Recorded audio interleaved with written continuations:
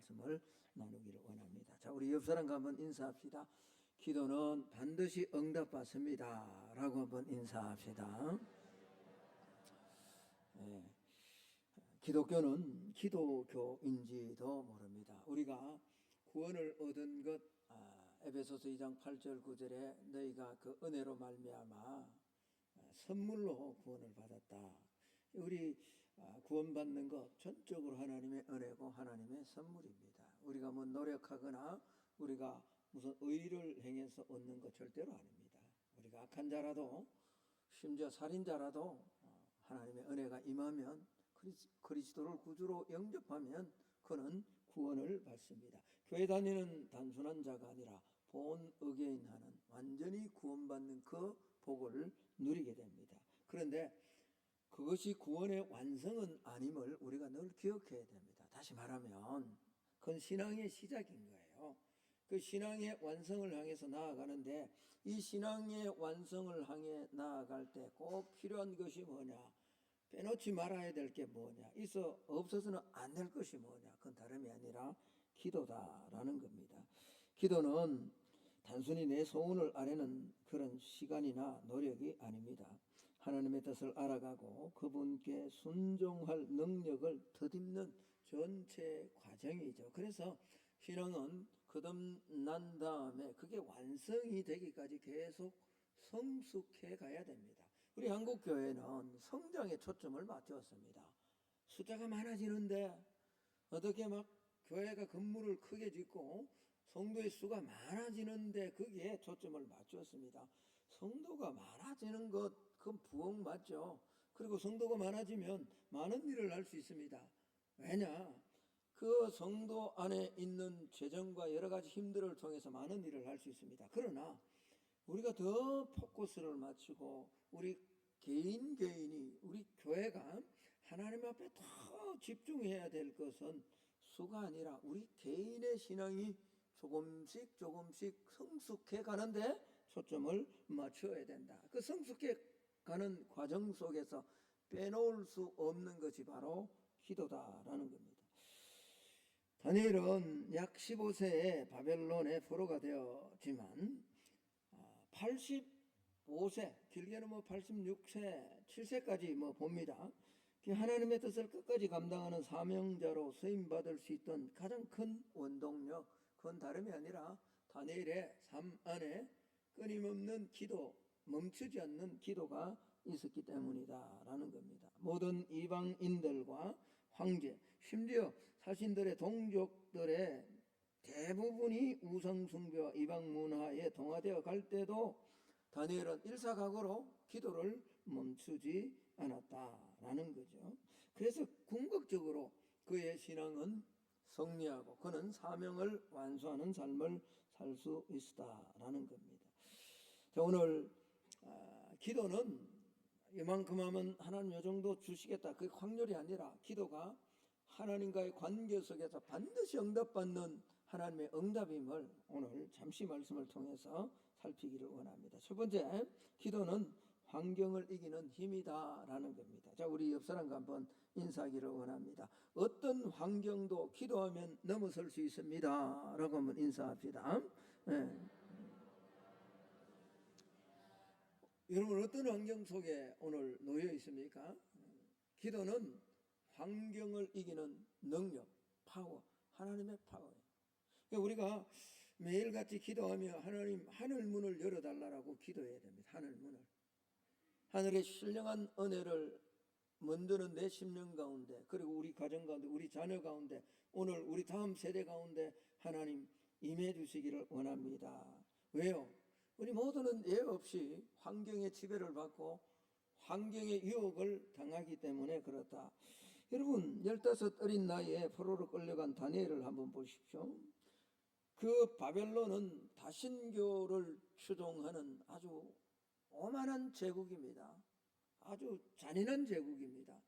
사람의 생명을 아주 짐승같이 여기는 그런 오만한, 그 오만함이 가득한 바벨론 제국 한복판에서 그가 끝까지 여호와의 신앙을 지킬 수 있었던 원동력, 그건 다름이 아니라 기도다라는 겁니다.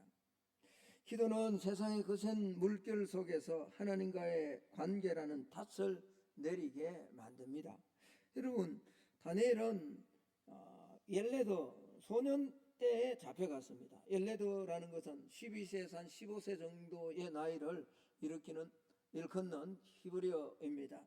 그래서 맥시멈으로 잡는다 할지라도 15세 다니엘은 포로가 되었습니다. 근데 다니엘이 사자굴에 들어가던 그때가 약 85세, 완전 노인입니다. 그리고 마지막 하나님 부름받기 전에 환상을 받는 그 종말론적 계시를 받는 그때까지 다니엘은 수없는 어려움을 만납니다. 가자마자 포로로 잡혀가자마자 그는 시험을 받죠. 어떤 시험요?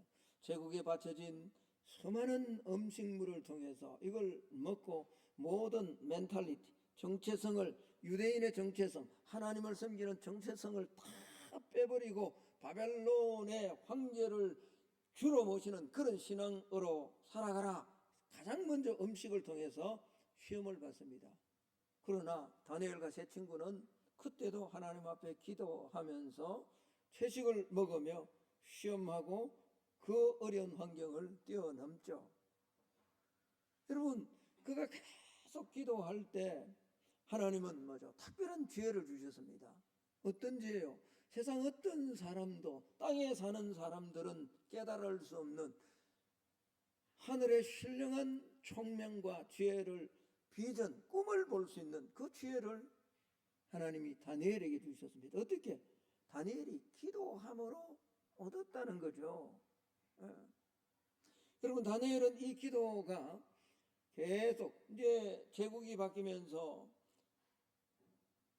권력을 가진 자들이 다니엘을 모함하기 시작합니다. 질투하고 모함합니다. 어떻게 하면 다니엘을 덫을 넣어서 그의 삶을, 그의 믿음을 무너뜨릴까?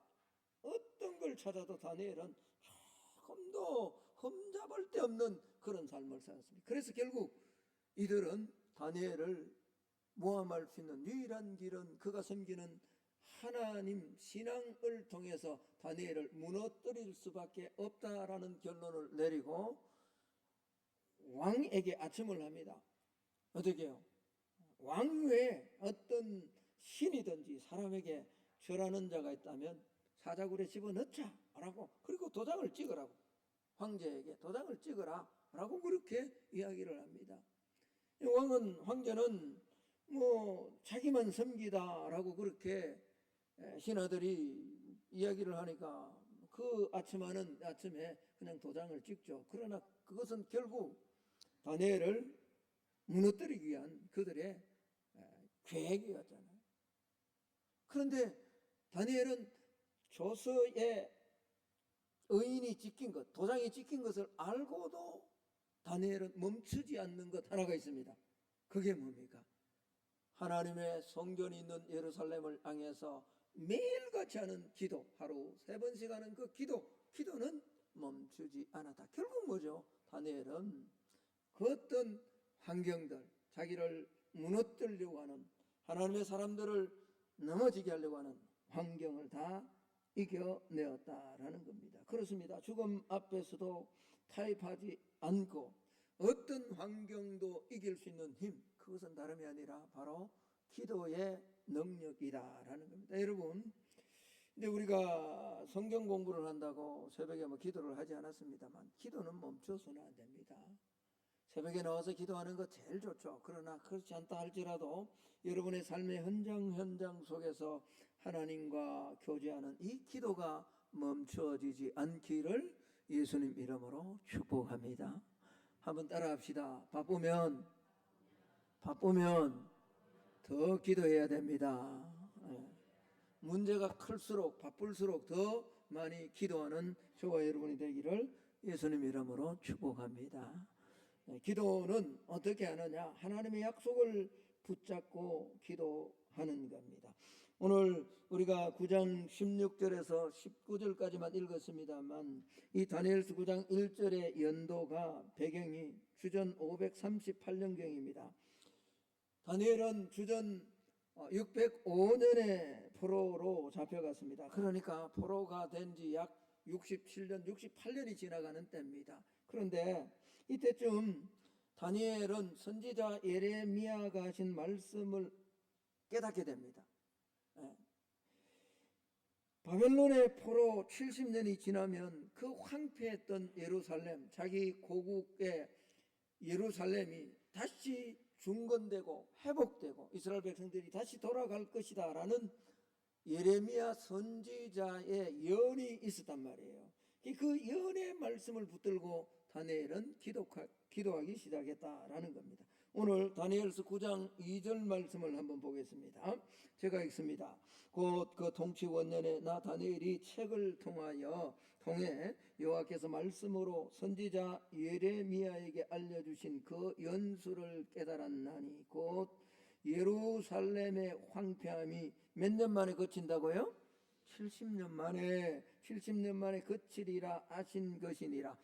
여러분, 제가 조금 전에 말씀드렸던 것처럼 다니엘은 주전 605년에 잡혀가서 오늘 이 다니엘이 기도하는 이 기도의 시점이 언제냐? 약 538년경이에요. 그러니까 68년이 지나갔어요. 그런데 예레미야 선지자가 하신 말씀을 딱 보니까 70년이 딱 지나면 다시 황폐해진 그 예루살렘 성이 다시 회복될 것이라는 말씀을 주셨단 말이에요.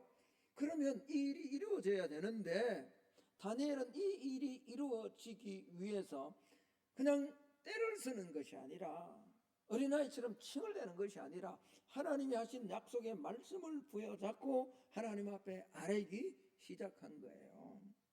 여러분, 이 말씀은 예레미야서에 기록된 약속의 말씀입니다. 예레미야서 25장 11절 말씀 우리 같이 한번 읽어봅니다. 같이 읽습니다. 시작. 이 모든 땅이 폐허가 되어 놀랄 일이 될 것이며 이 민족들은 70년 동안 바벨론의 왕을 섬기리라. 그러나 그냥 70년 동안 섬기다 끝나버린 것이 아니라 예레미야 29장 10절에 보면 이렇게 말씀합니다. 여호와께서 이와 같이 말씀하시니라. 바벨론에서 70년이 차면 내가 너희를 뭐 한다고요? 돌보고 하나님이 돌봐주신대요. 그리고 나의 선한 말을 너희에게 성취하여 너희를 이곳으로 뭐하게 한다고요? 돌아오게 할 것이다. 19절의 말씀인데 왜 29장 10절의 말씀을 안 보여줘? 그러니 입을 꾹 다물고 있네. 다시 한번 보세요. 제가 읽습니다. 여호와께서 이와 같이 말씀하시니라. 바벨론에서 70년이 차면 내가 너희를 뭐하고요? 돌보고 나의 선한 말을 너희에게 성취하여 너희를 이곳으로 뭐하게 한다고요? 이곳이 어디냐? 큰 예루살렘으로 무너진 바벨론의 포로가 되기 전에 하나님을 섬기던 그 완전히 파괴되어져 버린 성전 있었던 그곳으로 하나님은 다시 돌아오게 하실 것이다 약속했다라는 거죠. 그런데 문제는 이 하나님의 약속이 지금 거의 70년이 다 되어 가는데도 아직 희미하게 언제 이루어질지 모르는 거예요. 그래서 다니엘은 정확하게 알고자 하나님 말씀하시지 않았냐, 이 약속을 붙들고 하나님 앞에 부르짖는 거예요. 왜냐하면 여전히 예루살렘 성소는 황폐했기 때문입니다. 그래서 다니엘은 오늘 이렇게 기도하는 거예요. 자, 오늘 읽었던 17절 18절을 한번 보십시오. 17절 말씀. 그러한즉 우리 하나님이여 지금 주의 종의 기도와 간구를 들으시고 주를 위하여 주의 얼굴빛을 어디다 비추라고 이야기하죠? 주의 황폐한 성소에. 이 황폐한 성소를 다시금 회복시켜 주실 것이라 주님이 약속하셨는데 그 약속을 붙들고 하나님 이곳에 하나님이 예레미야 선지자를 통해서 하신 말씀대로 이루어 달라라고 약속의 말씀을 부여잡고 기도하는 거죠. 여러분 18절 전반부도 한번 보십시다. 제가 읽습니다. 나의 하나님이여 귀를 기울여 들으시며 눈을 떠서 저를 한번 봅시다. 하나님 눈을 감으십니까? 하나님 눈을 안 감으십니까? 어디서 그걸 알아요? 근거를 대세요. 근거를. 시편에 하나님 말씀하시잖아요. 여호와는 졸지도 아니하시고 뭐하도 않는다고요? 우리 인간은 그렇지 않아요. 저는 막 이번에 성경 공부하고 뭐 그러다가 어저께 우리 아브라함이 어디 멀리 갔다 왔는데 갈 때도 그냥 나는 죄송합니다. 나는 좀 피곤하니까 그러고는 뭐 올 때도 뭐 어디 왔는지 모르겠어요. 오니까 청도 휴게 쓰더라고요. 우리는 피곤하면 졸아요. 조는 게 아니라 완전히 골아떨어집니다. 그러나 여러분, 하나님은 졸지도 않습니다. 주무시지도 않아요. 근데 왜 눈을 뜨라 그래요?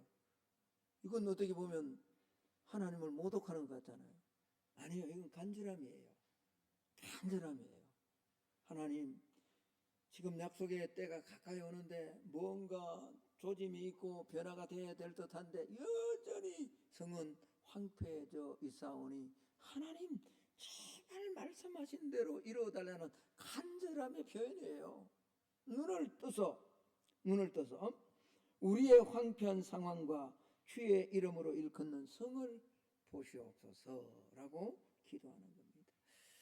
여러분, 그렇습니다. 다니엘이 지금 이 기도를 하는 시점은 바벨론 제국이 바사 제국에 망하고 바사의 새로운 통치가 세워지는 그런 시점입니다. 그럼 이때쯤은 반드시 하나님이 약속하신 말씀이 그대로 이루어질 징조가 보여져야 되는데 아직까지 그런 징조가 보이지 않는 것 같으니까 기도하는데 그 기도가 그냥 하는 기도가 아니라 약속을 붙들고 기도하는 거라는 거죠. 여러분, 우리가 저와 여러분이 말씀을 많이 읽고 한 구절 말씀이라도 말씀을 내 것으로 인격으로 레마로 받아들여야 돼요. 그냥 기록된 말씀이 아니라 적어도 이 말씀 한 구절은 내 삶에 내 인생의 전체를 꿰뚫는 그런 살아있는 하나님의 말씀이다라는 이 말씀 한 구절이 있어야 돼요. 그럼 그 말씀 한 구절만 있어도요, 위기가 찾아오고 고난이 찾아오고 환란이. 우리 오늘 주일학교 학생들, 여러분 인생 만만치 않습니다. 제가 예언하는데 그렇게 쉽지 않아요. 근데 어떤 환경과 어려움이 있더라도 하나님의 약속의 말씀을 부여잡고 기도하면 하나님은 반드시 약속대로 응답해 주실 줄로 믿습니다. 그래서 다니엘은 약속의 말씀을 부여잡고 기도하는 거예요. 그런데 다니엘이 기도할 때, 아니 우리가 기도할 때 가장 큰 방해물이 뭔지 아십니까? 두 가지입니다. 하나는 내 의를 의지하는 거예요. 하나님, 내가 이렇게 했으니 기도 응답해달라. 여러분, 우리가 기도할 때 간절함은 있어야 되지만 기도할 때 하나님, 내가 충성했으니, 내가 봉사했으니 하나님 응답해달라, 이런 기도는 하나님 앞에 드리는 기도가 아닙니다. 기도의 방해물의 첫 번째는 자기의입니다. 두 번째는 자책입니다. 내가 이번 주에 넘어지고 쓰러졌으니 어떻게 하나님 앞에 기도할 수. 그래서 제가 우리 교회 와가지고 집사님 기도 좀 하세요. 그러니까 아이고, 목사님 기도하고 장로님들 기도하고 기도하는 사람들이 얼마나 많은데 나까지 하나님 괴롭히냐고. 나는 막 신앙생활 제대로 안 하는데 하나님 내 기도 들어주시겠. 아니에요. 절대로 기도의 근거는 내 의도 아니고요, 기도의 근거는 자책에 있어서도 안 됩니다. 내가 아무리 잘못된 삶을, 이번 한 주간 부족한 삶, 넘어지는 삶, 하나님 기뻐하지 않는 삶을 살았다 할지라도, 그것 때문에 하나님의 마음이 아팠다 할지라도 우리는 하나님의 성품과 하나님의 약속을 근거로 하나님 앞에 기도하는 겁니다. 할렐루야. 오늘 한번 볼까요? 18절 하반절을 한번 보십시오. 18절 하반절에 우리가 주 앞에 간구하옵는 것은 우리의 뭘 의지하는 것이 아니라고요? 공의를 의지하는. 우리 공의가 뭐예요? 이게 자기의예요. 자기의. 내가 열심히 신앙생활하니까 하나님, 내가 이만큼 하지 않았습니까? 달라고. 이건 세상 토테미즘이나 사마니즘이나 이방 종교가 그들의 신을 향해서, 그래서 시주를 많이 하면 많이 달라고 하는 거예요. 내가 노력을 많이 하면 많이 달라고 하는 거예요. 아니에요. 우리는 하나님 앞에 나아갈 때 이런 자기의를 근거로 하지 않습니다. 자기의를 근거로 하는 신앙은 반드시 무너집니다. 그건 nothing이에요. 하나님 앞에 아무것도 아니에요. 반대로 하나님, 나 이렇게 잘못했는데 어떻게 내가 설 수 있습니까? 여러분, 이 9장 앞부분을 좀 읽어보십시오. 다니엘은 자기 조상들의 죄를 막 일일이 다 회개합니다. 쭉 얘기하면 진짜 눈을 하나님 앞에 눈을 들고 뭐 아버지 할 그런 체면과 염치가 하나도 없는 상황이에요. 그런데 오늘 하나님 주의 얼굴을 황폐한 이곳에 다시 한번 비춰주십시오. 약속하지 않았습니까? 그리고 자기 공의가 아니라 오늘 끝부분을 한번 봅시다. 주의 큰 뭘 의지해서요? 긍휼을. 자, 옆 사람과 한번 인사합시다. 하나님은 긍휼하십니다. 여러분이 아무리 잘못하고 힘든 부분이 있더라도요, 연약한 부분이 있더라도 오늘 진심으로 회개하고 나아가면 하나님은 용서해 주시는 긍휼의 하나님인 줄로 믿습니다. 그 하나님을 붙들고 오늘 하나님 앞에 기도했다라는 겁니다. 여러분 그렇습니다. 저와 여러분에게도 내세울 의의가 없습니다. 한국교회도 우리 가정도 우리 신앙도 여전히 황폐해지지 않습니까? 세월이 가면 갈수록 더 황폐해져 가는 것 같습니다. 그러나 기도는 나의 어떠함이 아니라 하나님의 약속과 그분의 성품에 기대를 거는 거예요. 그분의 성품 앞에 기대는 거예요. 자, 그러면요, 우리가 기도하는 그 순간에 하나님은 이미 응답하셨음을 우리는 기억해야 됩니다. 우리가 기도를 시작하는 순간에 하나님은 이미 응답해요. 여러분, 다니엘이 간절한 기도를 하나님 앞에 드릴 때 하나님은 이 기도를 들으시고 즉각 천사 가브리엘을 보냅니다. 하나님의 약속을 붙잡고 한 기도이기에 하나님은 반드시 응답하시는데 그 기도하는 그때 바로 응답합니다. 그러나 사실은 다니엘은요, 이 기도가 이게 무슨 뜻인지 언제인지 정확한 시점을 몰라서 기도하는데 21일 동안 우리가 이제 11월 달이면 하는 그 기도, 다니엘 기도, 왜? 기도가 21일 먹지도 않고 그냥 하나님 앞에 금식하며 기도를 합니다. 21일 동안 아무런 응답이 없는 것 같아요. 그러나 하나님은 그렇게 말씀합니다. 네가 기도를 시작하는 그쯤에 이미 내가 명령을 내렸다. 이미 응답했다라고 말씀해요. 자, 23절을 한번 보겠습니다. 9장 23절입니다. 앞에 영상이 나오니까 우리 같이 한번 읽어봅시다. 시작.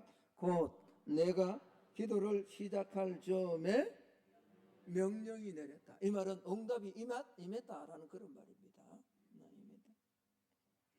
비록 당장 우리 눈에 응답이 없는 것처럼 보여도요, 하나님의 응답은 우리가 기도할 때 이미 시작된다라는 사실을 믿을 수 있기를 예수님 이름으로 축복합니다. 그럼 왜 안 줍니까? 여러분 여기 이제 10장으로 가보면 바사의 군주, 바사는 페르시아 제국이고요, 오늘로 이야기하면 우리 영적 싸움에서 사단입니다. 사단의 그 우두머리가 오늘 계속 가브리엘 천사가 이미 응답되었다는 것을 전하려고 하는데 오지 못하도록 계속 방해하는 거예요. 여러분 이때 누가 등장을 하느냐? 이게 영적 싸움의 모습을 그대로 보여줍니다. 미가엘 천사가 나타나서 그 군주와 싸워서 21일 만에 와서 이미 응답되었다라고 알려주는 거예요. 여러분, 우리의 싸움은 혈과 육에 대한 싸움이 아닙니다. 우리의 싸움은 영적 싸움인 줄로 믿습니다. 근데 우리 혼자 싸우는 것이 아니고 우리가 기도할 때 하나님은 천사와 성령으로 하나님의 영으로 저와 여러분을 지키시고 우리 앞에 막혀있는 모든 문들을 활짝 열어서 주의 뜻을 이루어 나갈 수 있도록 하나님은 우리를 지키시고 앞서 인도해 가실 줄로 믿습니다. 비록 지금 내 삶에 암이 찾아오고 비록 내 삶의 사업이 힘들고 내 자녀의 삶이 여전히 그 자리에 머물고 다람쥐 쳇바퀴 도는 것처럼 그렇다 할지라도 하나님은 보이지 않지만 지금도 응답하시고 지금도 역사하고 계심을 믿는 저와 여러분이 될 수 있기를 예수님 이름으로 축복합니다.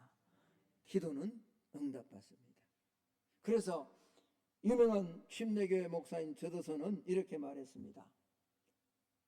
다른 것은 다 도둑 맞더라도 기도 시간만은 뭐 하지 말라고요? 도둑지 말라. 기도에 결심을 하고 결심한 기도의 시간을 도둑 맞지 않기를 예수님 이름으로 축복합니다. 사탄은요, 온갖 방법을 동원해서 우리의 기도가 멈춰지도록 다양한 방법으로 공격합니다. 왜? 기도가 멈추면 신앙이 죽는다는 알기 때문에, 기도가 멈추면 신앙이 병든다는 걸 알기 때문에. 그러나 환경과 상황이 어떠할지라도 저와 여러분이 기도가 살아있으면, 기도가 싱싱하면, 기도가 건강하면, 기도는 하나님과의 관계입니다. 하나님과 바른 관계가 세워지면 우리 삶의 어떤 문제도, 시간의 문제죠, 하나님께서 반드시 약속하신 대로 회복시켜 주실 줄로 믿습니다. 이번 한 주간 대모 조금 예화가 있습니다만 다 생략합니다. 이거 듣는다고 사실은 또 우리의 기도의 자리에 나아가는 거 아닌가, 제가 축복합니다. 저와 여러분의 기도의 시간들이 이번 한 주간은 조금 더 살아나기를. 그래서 기도는 확률이 아니라 기도는 하나님과의 관계입니다. 기도는 반드시 응답됨을 믿고 다시 한번 기도의 자리로 나아가 우리의 삶에, 우리 자녀들의 삶에, 우리 다음 세대의 영적인 부분들을 회복시키는 그런 복을 누리는 오늘 예배로 올라온 우리 모두가 될 수 있기를 예수님 이름으로 축복합니다. 자, 우리 함께 한번 기도합시다. 오늘 들은 말씀을 생각하면서 한 3분간 정도 내 영역에 황폐해진 부분은 어떤 부분인가,